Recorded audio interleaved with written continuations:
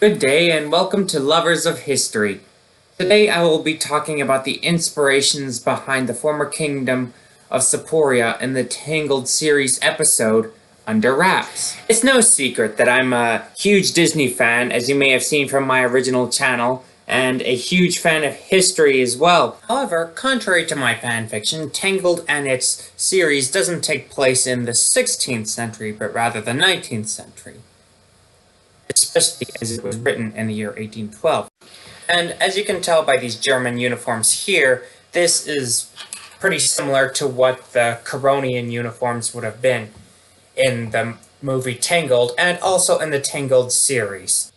Now onto today's episode. Why were there a group of Seporians who wanted separation and secession? When we look at the history of Europe, it is no secret that many are not willing to relinquish their old identity for the sake of adopting new customs and an entirely new national identity, but this sort of thing has happened in Europe quite often, with the imperial conquests from Charlemagne all the way out to World War II.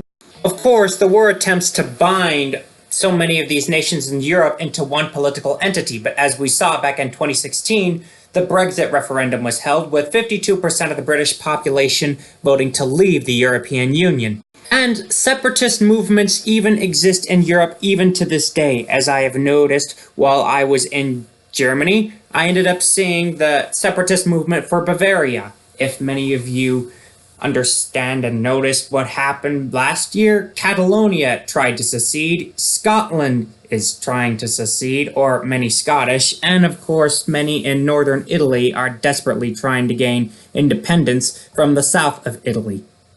And of course even Belgium itself is pretty much on the verge of fragmenting, or one would think. So back to the Tangled episode Under Wraps. Why is it that the separatists of Seporia wanted separation from Corona and even wanted to undermine the kingdom of Corona itself? While some separatist movements in the past in Europe have been generally peaceful, there are others in the past and even in the present, not only in Europe but even in the Americas today, which have been rather violent, so to speak. There have been violent and peaceful movements when it came to separatist movements in the United States, such as the Puerto Rican separatists, or even those in Britain concerning the Scottish separatists. This sort of thing, of course, has happened in Europe in the past, and if we look at Germany's neighbor, the Netherlands, or Holland, it was actually once part of Germany, and even a prized possession of the Habsburg monarchy until they seceded from Habsburg rule in 1581 due to the religious differences, with them being predominantly Protestant and did not feel comfortable being ruled by a Catholic monarch, as you can see, because the Protestants and the Catholics were at each other's throats. So after being conquered by Napoleon Bonaparte, the Dutch resisted and with the help of the British defeated the French at the final Battle of Waterloo in 1814, which thus gave them the region of the Flemish population. This is where the irony kicks in, because the Flemish inhabitants were culturally and linguistically different from the Dutch, as they were predominantly Catholic and spoke more Flemish, and the Dutch were primarily Protestant, and the language of Dutch resembles German, and probably would have evolved along the lines of the Germanic language had they not seceded from the Habsburg Empire. So to cover it, why was Seporia enemies with Corona to begin with? Well, as the episode explains in the beginning, that King Herz built a system of defense of underground tunnels as to transport men around the kingdom quite easily. This would give them enormous strategic advantage. Corona, being near the coast, would probably be in northern Germany, and of course mainly Protestant. And of course the name Herz literally means Heart of the Sun. We can also tell by the names of many of the high-ranking officials in Corona, like King Friedrich, which is a name that is obviously German. This establishes that the culture of Corona is obviously German. But what about Seporia? Well, also explained at the beginning of the episode, Seporia was being led by General Champollion, which is clearly a French-sounding name. Sadly, even those who are in love with each other are of course separated when it comes to warfare, but ironically the war brought Herz and Champollion together, from which she discovered her love for him, and thus a marriage alliance was able to unite the two realms under one banner.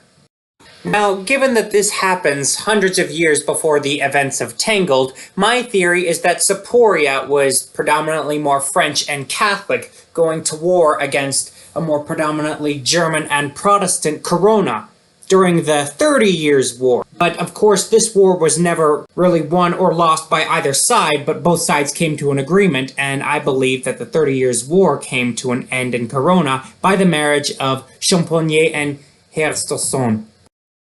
As we have seen some nations integrate into others, as we have in our own timeline, I believe that Seporia did integrate well, but there are a few who are holding on to their more Catholic and Seporian identity and do not wish to see it merged with that of Corona, which is why the separatists of Seporia seem to be such a prominent threat.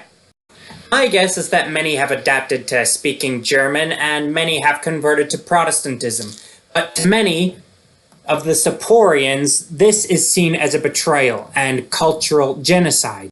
This, of course, would be seen as an eradication of everything that their ancestors built, which is why I believe that Andrew tried to trick Cassandra into giving him the journal in order to leak the secrets of Corona's military transportation tunnels, which would give the Seporian resistance militia a heavy strategic advantage from which to ambush the army, steal supplies, etc. Overall, I must say this is a very well-developed episode.